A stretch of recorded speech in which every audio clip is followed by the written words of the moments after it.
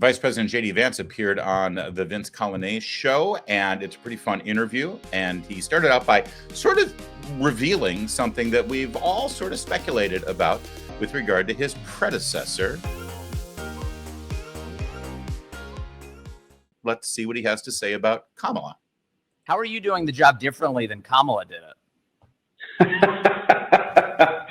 Well, I don't have, 4 shots of vodka before every meeting. That's one way I think that Kamala really tried to bring herself into the role is these word salads. And I think that I would need the help of a lot of alcohol to answer a question the way that Kamala Harris answered questions. I mean, look, man, I don't know. My sense is, and this is a little bit of guesswork, obviously, I don't talk to Kamala Harris or Joe Biden very often, but my sense is that. How are you?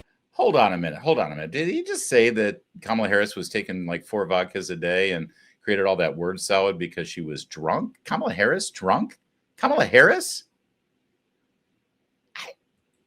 I've never heard of such a thing. Is this a thing? Can we? Can't be true. Hold on. Never let anyone take your joy from you. I call myself a joyful warrior. Right? Never let anyone take your joy from you. You do what you got to do. And isn't that a wonderful way to live? To know you have purpose.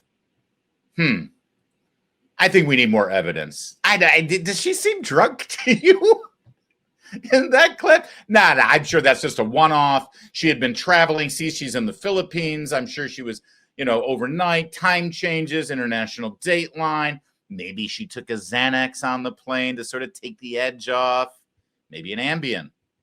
Nah, that's just that. Nah, come on. That doesn't mean that she gets drunk all the time. I just have to remind you, don't you ever let anybody take your power from you. You have the same power that you did before November 5th.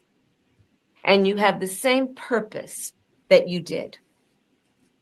And you have the same ability to engage and inspire. So don't ever let anybody or any circumstance take your power from you.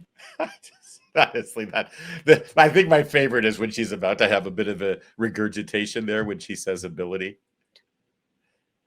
And you have the same ability. You have the same ability. But again, sorry, listen, all right. That was right after the election. I mean, obviously, she was depressed. Maybe she turned to the bottle. Maybe she had a bit of a bender. That was her first public appearance speaking on a Zoom call to campaign volunteers. She was feeling down. I don't hold anything against her for maybe having 1 or 7 vodkas before it. But since then, I'm sure she's fine, right? I mean, here she is in January, well after the election. She's been able to sort of right the ship, and she's our good old Kamala again, right? Head up, shoulders back. That's it.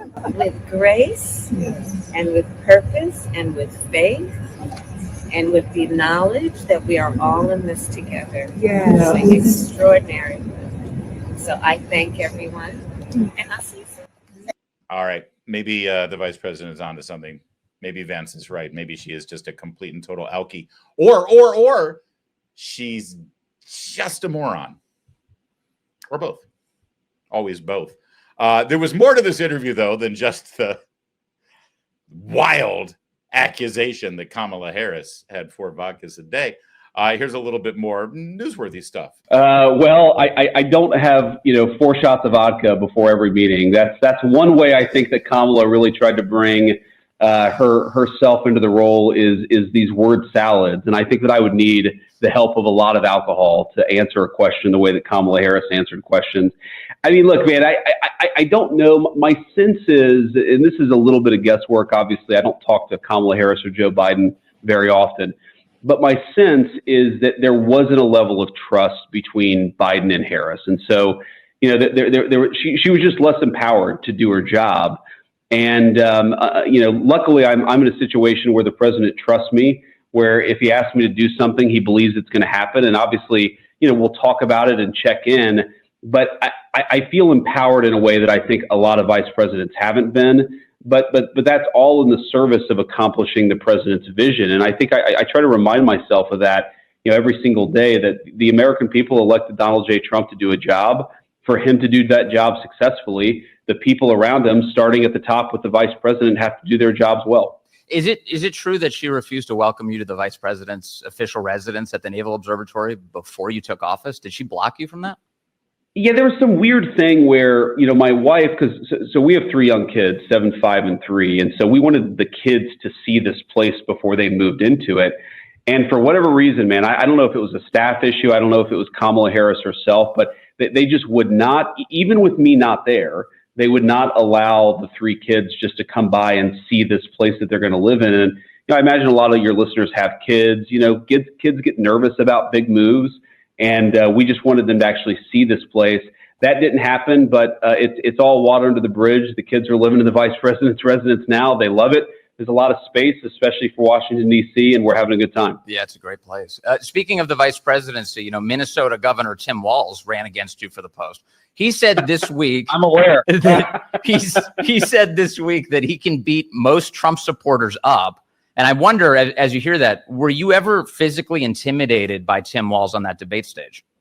I have to say, Vince, I was never physically intimidated by Tim Walz. I saw those comments, and I just, there's a little bit of a thing where the Democrats have become so unpopular among young men in particular, but really all men, that I think they have to posture and pretend. And who goes on TV and says I could beat up a large group of people?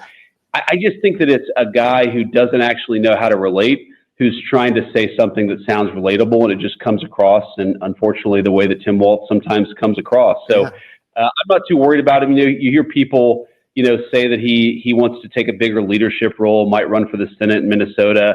I'm not too worried about Tim Walz as a political talent. We're just going to focus on doing our job. And, when Tim Walz says something crazy, we'll laugh at it and move on. I'm not too worried about Tim Walz as a political talent. Maybe the most understated slam that anyone's ever given. I love that. One other little bit of news there, as JD Vance was asked to chime in on this streak of federal judges who seem to be having delusions of grandeur as they are dictating executive power actions rather than staying in their lane as district judges. Appeals process. The president's been very clear. He's going to respect that process. He's going to take his case all the way to the Supreme Court, or I guess his cases all the way to the Supreme Court. And he, I will say that I think the Chief Justice and other judges or justices on the Supreme Court, this is a real opportunity to actually set proper boundaries for both the courts, but also the executive. Mm-hmm. You can't have a judge who's controlling troop deployments. You can't have a judge who's controlling how we enforce our immigration laws. The American people actually invested the president of the United States with some of these core law enforcement authorities, and the president has to be able to do the job the American people elected him to do. I think what you're seeing really is judicial overreach on a scale we've never seen in the history of this country. And I think the Supreme Court has got to put a stop to it. We're actually going to, we're of course going to make those arguments to the justice of the Supreme Court. I think that we're going to win, but we can't let rogue judges tell the president how to conduct the people's business. And Vince, there's another element of this that I don't think anybody has really picked up on, but it's really important. If you think of the courts, right, to get access to the courts, let's be honest, that's mostly for, people filing lawsuits. You got to have money to do that stuff. You've got to have money to hire fancy lawyers in civil suits. The way that most normal people, they're not filing lawsuits when they want to accomplish something in their government. They vote for their legislators, and they vote for their president. So if we allow basically a bunch of rich lawyers to run the government, but we don't allow normal people who voted for a president to see their government run the way they see fit, that I think what we're really doing is we're not just turning over the power of the government to rogue judges, we're actually depriving the American people of their God-given right to control their government. And it's really a fundamental violation of how the American system was set up. Yes. We can't stand for it. We won't stand for it. We're going to keep fighting back against it. Such a smart point. Yeah, it's a great point. But and we haven't. And he's very good. real fast, I do. JD Vance just continues to knock it out of the park. He's one of the most impressive Republicans I've seen in a very long time. And as vice presidents go, he is so engaged and so part of the ongoing conversation right now. It's phenomenal. Two things, though, as I look at this image right now that come to mind, though, that I think that we do need to discuss. Am I the only one? But when I see a legit picture of JD Vance, I still think it's one of those distorted memes. I'm having trouble. It's like I'm looking at this picture of Vance. Blow it up a little bit. It still looks like they sort of messed with it, doesn't it? I mean, no, that is him. That's the normal. Is that the official shot? Is that the official portrait? I think that's the official vice president's portrait. But I mean, the JD Vance memes have been so good that I can't tell the reality anymore. That's observation number one. Observation number two, really more of a question. Should I get a pocket square? Right? Should I? Is that? I don't know if I'm a pocket square kind of guy, especially with the three. I mean, if I were to get a pocket square, I'd probably just do like the, but not the three little points. Anyway, JD Vance, Vice President of the United States.